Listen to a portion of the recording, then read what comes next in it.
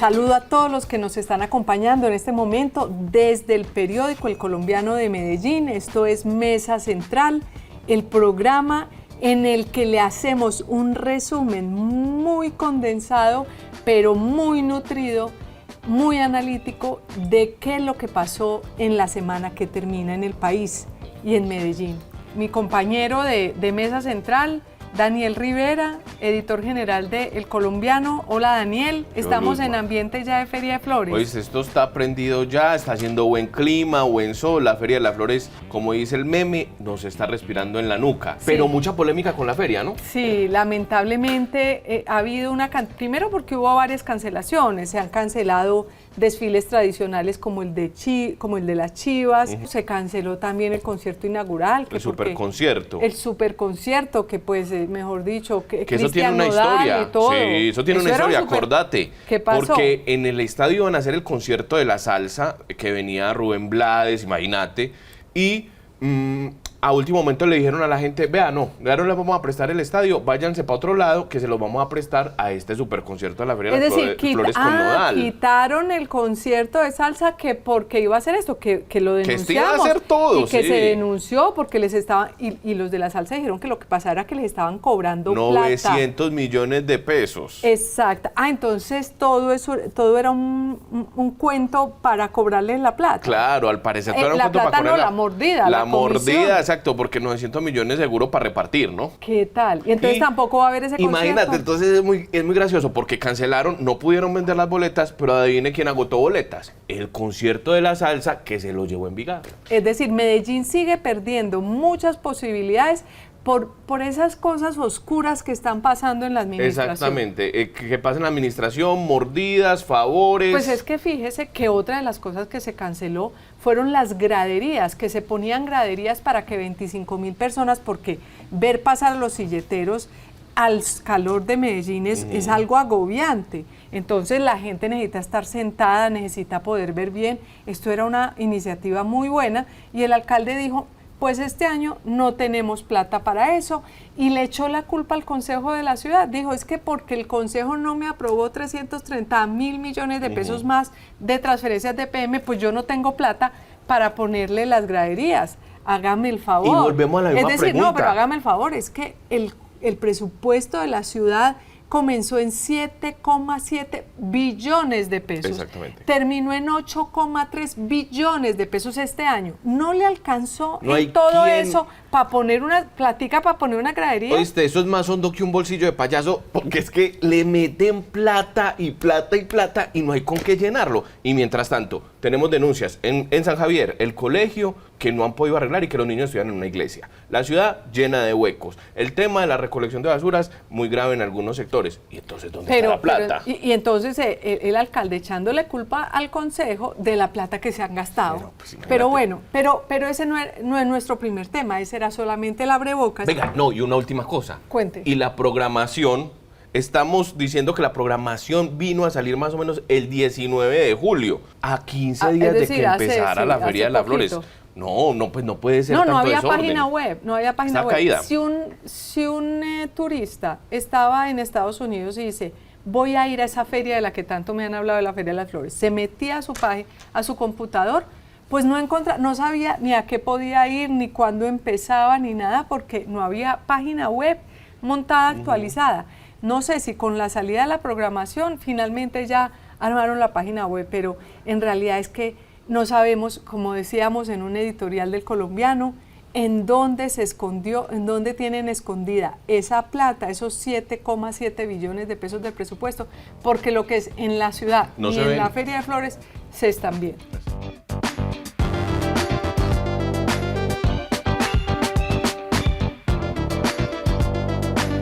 Pasamos al tema inicial, que es el tema que movió esta semana al país, que fue la instalación de las nuevas sesiones del Congreso de la República. Isolda, nuestra macroeditora de actualidad, que maneja todo el tema político del país, viene a conversar con nosotros lo que fue, cómo le pareció el discurso del presidente Gustavo Petro, que era muy esperado. Era muy esperado. El presidente llegó con una hora de retraso al Congreso, pues ya no lo esperábamos, y Pues, Luzma, me Usted pareció... sabe que por la ley que rige el Congreso dice que la instalación debe ser siempre a las 3 de la tarde y por los retrasos primero dijeron que a las 4 y terminaron instalándolo a las 5 de la tarde. A las 5 de la tarde. A las 5 de la tarde, y eso pues ya hablando aquí de cómo maneja una redacción, pues cerramos periódico tardísimo porque las votaciones de presidente de Cámara y de Senado fue muy tarde.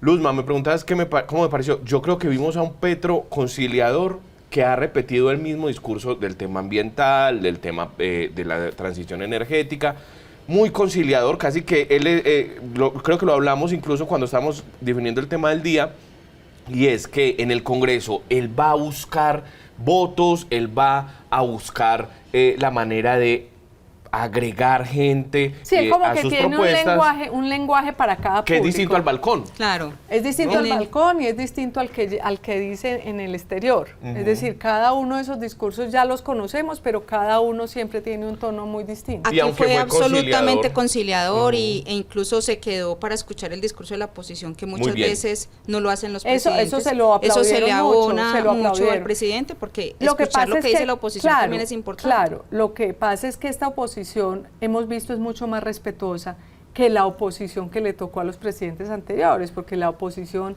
yo me acuerdo la última instalación del Congreso, eso fueron silbatinas, chiflidos. No dejaban hablar. No dejaban hablar al presidente, en realidad era una oposición bastante grosera, por decirlo de alguna manera. Pero yo me quedo con una frase, yo creo que el discurso, mucho es lo que ya le hemos oído al presidente de la República, algunas cosas más verdad que no, otras más globos que otra cosa. Exactamente, pero una frase muy, muy impactante para mí, que él dice, la guerra entre la insurgencia y el Estado ha llegado a su fin. Y él incluso dice, desde 1948 hasta hoy, que estábamos en guerra, ya la guerra se está acabando. Incluso dice que es el momento de pensar para evitar que se venga una tercera guerra, como si ya definitivamente esta estuviera cerrada. Sí. Claro, él se está refiriendo a las negociaciones con el ELN, que son su bandera principal, ¿no? La paz total, y en esa paz total la cabeza es el ELN, entonces le está diciendo, estamos en cese al fuego, entonces por eso paró la insurgencia. Pero todavía no hay un acuerdo. Confrontación, pero no, este país tiene 53 masacres este año. Sí, porque es que además, claro, él diferencia la insurgencia, él sigue considerando que el ELN, como tú dices, es la última insurgencia que queda, entonces esto quiere decir que a las FARC ya no las considera, o que considera que esa paz total que va a hacer con el ELN y con las FARC es el fin. Pero bueno, llevamos varios gobiernos diciendo que por lo menos desde Juan Manuel Santos, cuando se firmó el acuerdo de paz con las FARC, ya se había dicho que ya básicamente... Pero de todas maneras hay una cosa que es muy importante, y es que el fondo de lo que se ha dicho, que es lo que genera el conflicto, pues no se ha solucionado. O sea, los problemas sociales siguen, así se sienten y hablen con las insurgencias, con las disidencias, pero la confrontación, el fondo, que es lo que incluso ha sido el discurso de la izquierda, es los cambios de fondo, las reformas al campo, todo esto sigue sin ejecutarse. No, pero lo que pasa es que en su discurso el presidente bien dijo, pues, él dijo que ya nos estamos industrializando, que ya nos íbamos a industrializar, que ya había repartido las tierras, que ya pues aquí más o menos vivíamos en un estado de paz. Yo creo pues que lo que pasa es que la gente en general, la opinión recibió bien el discurso del presidente Petro, porque como venía en una saga de discursos en los que atacaba muy duramente a ciertos sectores, claro. El solo hecho de que se mostrara un poquito más tranquilo. Yo creo que es que el asunto, Luzma, pasa cuando él hace el cambio de gabinete, que él sale muy agresivo y dice, pues prácticamente dice, si no quisieron por las buenas, ahora van por las malas las reformas, sale a la plaza pública y dice, el Congreso tiene que hacerle caso a la voz del pueblo, pero él vio que no le resultó porque se le cayeron todas las reformas, entonces le tocó volver en el alter ego, digamos, conciliador, ¿no? Parece eso, entonces por eso ahora se le aplaude y se dice, el presidente Gustavo Petro llegó muy claro y muy tranquilo al Congreso. Pero el Congreso no se va a dejar, porque mire que terminó eligiendo a un presidente. Le iba a preguntar, le iba a decir, porque el otro gran tema del discurso de ayer, de lo ocurrido ayer en la instalación del Congreso para esta nueva legislatura, es que ¿salió derrotado el gobierno? ¿Es lo que podemos Sí, porque el decir? guiño del gobierno era para Angélica Lozano.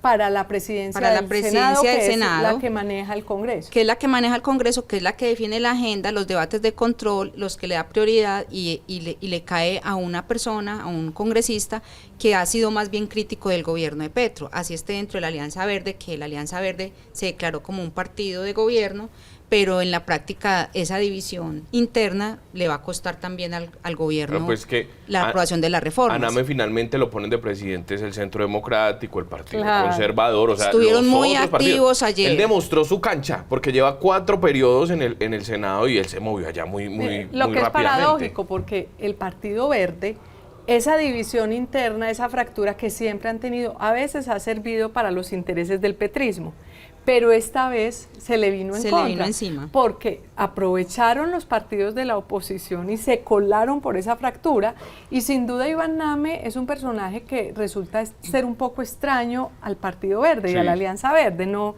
es tiene como las de su origen, como de su características. esencia. Y eso que él es uno de los fundadores del Partido Claro, Verde. claro, ¿no? porque es que el Partido Verde ha tenido siempre como unas inconsistencias en su Claro. composición, y en esas inconsistencias pues lograron dar un golpe muy fuerte al gobierno de Gustavo Petro, porque es quedarse con la presidencia del Congreso, que es el que finalmente, como decía Isolda, define las agendas. Las agendas. Y viene el tema de las reformas. Eso es fundamental, porque vienen las reformas de las viejas, de las que ya había hablado Gustavo Petro, que todavía están ahí en una arena movediza, que son la reforma a la salud y la reforma a las pensiones.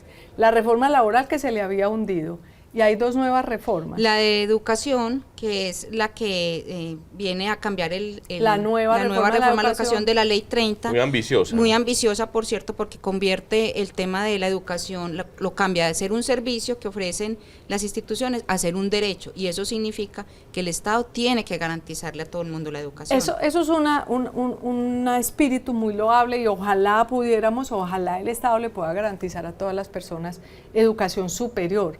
Solo que hoy por hoy creo que en la educación superior no llega al 50% de la población. Podérsela garantizar al 100% es duplicar las capacidades, y realmente habrá que ver de dónde va a salir. Tienen en ese la dinero. meta 1 millón de jóvenes que podrían ser beneficiarios de esta reforma, pero ahí Y es la el- otra nueva reforma, para completar como un paquete de 5 grandes reformas del presidente Gustavo Petro, es la del Código Minero, que también tiene una cantidad de opositores, entre otras porque tiene muchos problemitas, pero uno de ellos, o el que más cuestionan, es que ya va a ser casi imposible, dicen los que saben, va a ser casi imposible que se dé una licencia ambiental para un proyecto minero por toda la cantidad de condiciones que pone. Y una cosa importante, Luzma, sobre esto de la minería es que cuando hablamos de esto, la gente cree que estamos hablando de explotación de oro y de cobre. No, incluso de calizas, que es material para construcción, está viéndose afectado desde ya, porque hay una morosidad adentro de la ANLA y no se están otorgando licencias incluso a proyectos que ya andan. Donde el gobierno sí logró una votación importante fue en la Cámara, que ahí sí en la logró Cámara. poner a su presidente, un liberal, entre otras Lo que cosas. pasa es que ahí la disidencia liberal es muy grande. Ahí fue muy fuerte. Recuerden el movimiento de los 19 liberales Claro, que se le claro, han ranchado claro. de alguna manera a César Gaviria, pues aquí Y no está mal que sea un resultaron- liberal, y no está mal que sea un liberal, porque eventualmente podría generar alguna conciliación allí, solo que este liberal, Andrés Calle, tiene pues sobre sus hombros un poquito de cuestionamientos por sus presuntas cercanías con el par de amigos estos de Córdoba, Ñoño Elías y Musa Besaile. Él ha negado ser de su cuadrilla, pero sin duda pues la esposa de Musa Besaile, por ejemplo, hizo una video invitando a la gente a votar por Andrés Calle. Entonces, digamos que ahí pues no queda tan bien parado el tema de la presidencia de la Cámara, pero ya yo creo que este tema, suficiente ilustración. Lo que esperamos es que con esa nueva conformación del Congreso, estas 5 reformas van a estar más difíciles, porque puede que pasen en la Cámara, porque en la Cámara han demostrado que sí tienen la mayoría, pero en el Senado, donde se demostró que no tienen la mayoría, podrían quedarse un poco estancadas. ¿Y qué cambios también introducen los senadores a las reformas que el gobierno pretende? Porque nunca van a pasar limpias como Y el él lo problema pretende. luego va a venir en la conciliación. Cuando Claro, van a mire, conciliar acuérdese Cámara y Senado. que ya hay una contrarreforma a la salud presentada por los liberales, entonces esto no va a ser fácil para el gobierno. Ya terminamos nuestro primer tema, que fue la instalación de las sesiones ordinarias del Congreso de la República 2023-2024.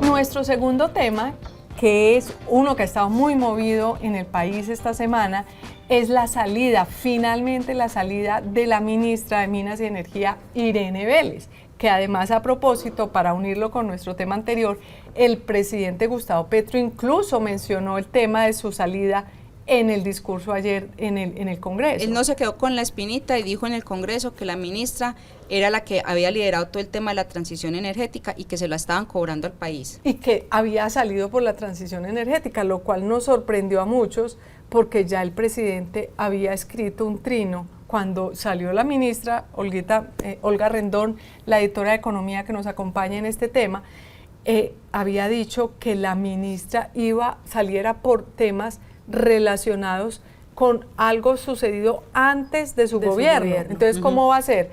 Que le estén cobrando la transición energética, pero además haya salido por asuntos de antes del gobierno. O sea, una confusión absoluta. Es que a la salida de la ministra le han achacado un montón de razones, porque la misma ministra dijo que era por machismo, que esto era un sector netamente patriarcal. Y nosotros hace unos 3 meses habíamos hecho un artículo donde hablábamos de las 11 mujeres en los cargos del sector minero energético. En la renuncia de la ministra ella dice claramente que es para afrontar las investigaciones que ya le vienen encima por cuenta de la Procuraduría, que nuestro y la equipo de Fiscalía actualidad lo ha trabajado. Pero obviamente el gobierno no pierde la oportunidad Claro, porque lo que pasó es que, digamos, desde que la ministra entró y con tantas equivocaciones que tuvo, con tantas embarradas que tuvo, pues Gustavo Petro la sostuvo. Pero curiosamente, en las últimas 2 semanas ocurrieron 2 escándalos salidos, uno diría de la nada, y digo de la nada porque los escándalos ocurrieron como al principio de este año. Los hechos ocurrieron al en enero, que fue la salida del hijo menor de edad del país, en el que ella supuestamente habría influido o habría incidido para que... Supuestamente no, eso está probado. Claro, está probado que ella llamó al funcionario de migración para que dejaran salir al hijo menor sin cumplir los requisitos. Pues que a nadie en el país le dejan sacar el hijo por muy presidente de la República. Claro, que sea entonces, pero eso ocurrió en enero y resulta que ahora se sale a la luz pública ese cruce de información que hubo en el momento que incluso migración es la que sale a aclarar. Ese fue uno. Y el otro escándalo es el del esposo. El del esposo, el del contrato por 128 millones de pesos, que de un contrato para él realizar un documental para el Fondo de la Paz. Y entonces sale y le cobran nepotismo. Que también es viejo, que también es un escándalo viejo. Es un escándalo viejo, o sea, que es un hecho viejo. Entonces uno se pregunta,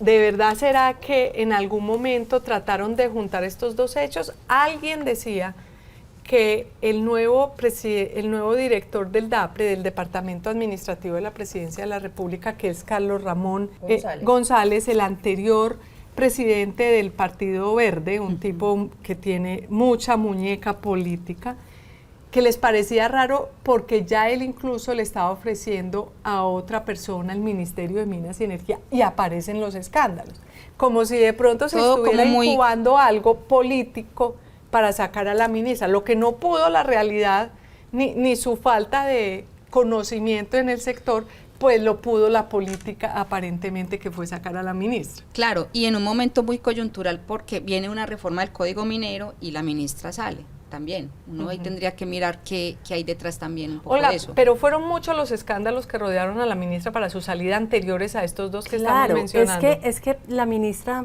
por ejemplo, reconoció como probadas unas reservas de petróleo y gas que no existen, que hoy no hay forma de saber si ese petróleo y gas lo podemos sacar al precio del mercado. Que incluso su viceministra renunció porque dijo, la ministra le está mintiendo al país, está mintiendo sobre los resultados de un informe. Y además, pues, un gran desconocimiento, dicen los que saben del sector, al decir que no debemos explorar nuevas posibilidades de gas y petróleo. El gobierno viene sentando posición frente a que en los próximos 12, 15 años ya no vamos a necesitar de hidrocarburos, pero el mercado lo que está mostrando es que sí, que vamos en esa transición, pero que en el futuro todavía se van a seguir necesitando. Eso le costó mucho a la ministra y al gobierno, porque claro, la gente se asustó, la economía del país se asustó, ¿cómo así que no vamos a seguir explotando petróleo y gas, que son los que sostienen, los que mantienen vivo el motor de la economía? Y poco a poco entiendo que desde el propio gobierno, desde el comité económico, le bajaron mucho, sobre todo cuando José Antonio Campo era el ministro, le dijeron, no, bájele a esas declaraciones porque usted va a acabar con nosotros, que en ese momento el dólar subió, claro. En ese momento Ecopetrol tuvo problemas, es decir, se generaron una serie de efectos por cuenta de las declaraciones que da la ministra. Es más, hay quienes dicen que por la salida de la ministra es por la cual el dólar estaría cayendo ya ahora sí de verdad en Colombia. No es muy claro, nosotros lo decíamos para nuestra edición del jueves, que la salida de la ministra vaya a significar un cambio en la política, ¿cierto? Lo que es altamente probable es que el gobierno mantenga su política con el nuevo ministro que ponga. Sí, pero una cosa es la misma política con alguien diciendo, entre comillas, barbaridades al aire permanentemente, y otra cosa es la misma política de pronto con alguien que maneja el tema de bajo que sea más técnico, o más político para manejar la situación. La persona a la que mencionan ha trabajado por largos años en el sector, el señor Fernando Vargas, ha dirigido algunas empresas del sector de hidrocarburos. Al menos no es un filósofo. Porque realmente ese fue uno de los problemas, que ella no solamente no era filósofa, sino no le interesaba la minería, odiaba la minería. Entonces uno no puede poner a dirigir un sector a alguien que no tiene una empatía con ese sector. Este tema, veamos a ver qué pasa con el señor Fernando, porque también tiene sus cuestionamientos. Sí. Pero bueno, porque además este señor, si sí acepta, él iba a ser candidato a la gobernación de Santander. Entonces ahí la lógica que me faltó contar al principio cuando estaba hablando del tema político, la lógica es que él renuncia a la gobernación de Santander y le deja el camino abierto a Rodolfo Hernández, que sería el candidato que tendría problemas para ganarle a él. Entonces, ¿qué concluye la gente? Que de pronto es que le están pagando un favor a Rodolfo Hernández. Pues recordemos que Rodolfo Hernández las 2 últimas semanas de la campaña se fue para Miami. Para la segunda vuelta. Nunca antes en la historia de un país un candidato se había ido del país dos semanas, las 2 semanas últimas claves, para las 2 semanas claves, exactamente. Entonces, ahí cobra un poquito de sentido. Si llega a ser este señor Fernando Vargas, si llega a ser Fernando Vargas el llamado, pues creo yo que todo pareciera dar redondo esa interpretación.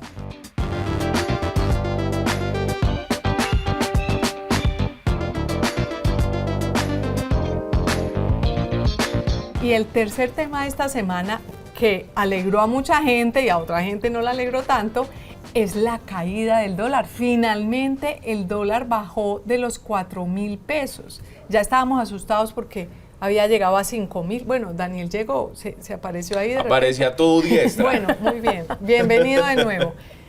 Olguita, ¿qué es lo que está pasando con el dólar? ¿Qué ha pasado? Porque nosotros publicamos una gráfica en la cual mostrábamos que el dólar ha rebajado más de 1.000 pesos en 8 meses. Eso es una barbaridad. Así es, Luz María. El dólar había aumentado muchísimo luego de la segunda vuelta presidencial en la que ganó Petro, y justamente cuando se daban esos mensajes de los que hablábamos ahorita, de que se iba a suspender la exploración de nuevo petróleo y gas, empezó a subir muchísimo y llegó a 5.070 más o menos, fue el máximo que tuvimos en noviembre del año pasado. Durante todo este año el dólar ha empezado a bajar con algunos intentos pues como de aumento, pero esta última semana ha sido muy definitiva. Por primera vez tenemos desde noviembre pasado un dólar por debajo de los 4.000 pesos, y eso es un muy buen Olguita, indicador. sí, pero entonces, en las últimas semanas tuvimos una descolgada de casi 500 pesos, o sea, estaban 4.500 y se vino abajo muy rápido, y entonces lo hablábamos ahora, y es, al principio se decía, es que el dólar sube porque Petro incendia los mercados con su discurso, incluso el ministro Campo, el exministro Campo de Economía de Hacienda, dijo, a mí me tocaba tranquilizar a los mercados para que no se asustaran con lo que decían en el gobierno, él lo dijo, y ahora que bajó, decimos, no es gracias a Petro, entonces, ¿gracias a qué? A que las reformas se han ido moderando, ¿cierto? Por ejemplo, se cayó la reforma laboral. La reforma de la salud, no se sabe qué va a pasar con ella. Y está muy enredada. Está muy enredada.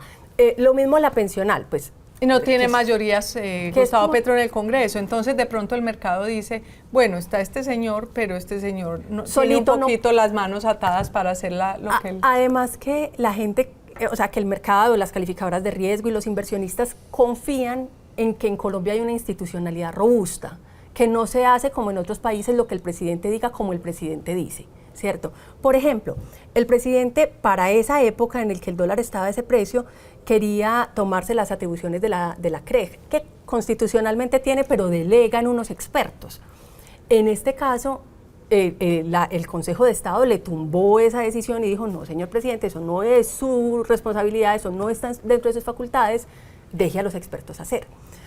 Lo mismo que ha mostrado, por ejemplo, el Banco de la República, la autonomía, la independencia con la que maneja la política monetaria a la hora de decidir las tasas de interés, en qué porcentaje van a quedar, pese a que el ministro siempre ha votado porque las tasas bajen, claro, o porque no aumenten, y el Banco de la República las sube. Porque además ahí Corfi Colombiana sacó un estudio mostrando que comparado con los vecinos, pues nuestro dólar está un poquito más alto de lo que debería estar, así esté por debajo de 4.000. Decía Corfi Colombiana que debía estar en 3.500 algo. Además, el dólar también se mueve por unas motivaciones internacionales, ¿cierto? Eso te iba a preguntar, la FED también ha movido entonces, cuando en Estados Unidos se empieza a controlar la inflación, está muy controladita, entonces ya no parece que la FED vuelva a subir las tasas de interés, entonces los mercados empiezan a sacar los dólares de Estados Unidos e invertirlos en otras partes donde puedan ser más rentables. Bueno, Olguita, pero finalmente yo pienso en ese momento en que la tecnología puede empezar a bajar. Por ejemplo, los celulares, los computadores que estaban muy altos. ¿Qué otras cosas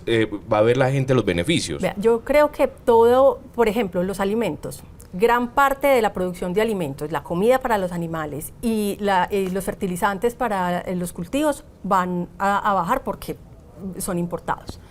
Mucha ropa consumimos aquí importada, tecnología, carros, motos. Los carros, todas esas autopartes pues son importadas seguramente. Eso también tiene otros problemas. Por ejemplo, los cafeteros están ahora diciendo que en agosto van a salir a plantones, porque claro, ellos hicieron cuentas con un dólar a 4.500, a 4.600. No, y el petróleo también lo teníamos con un dólar a otro valor.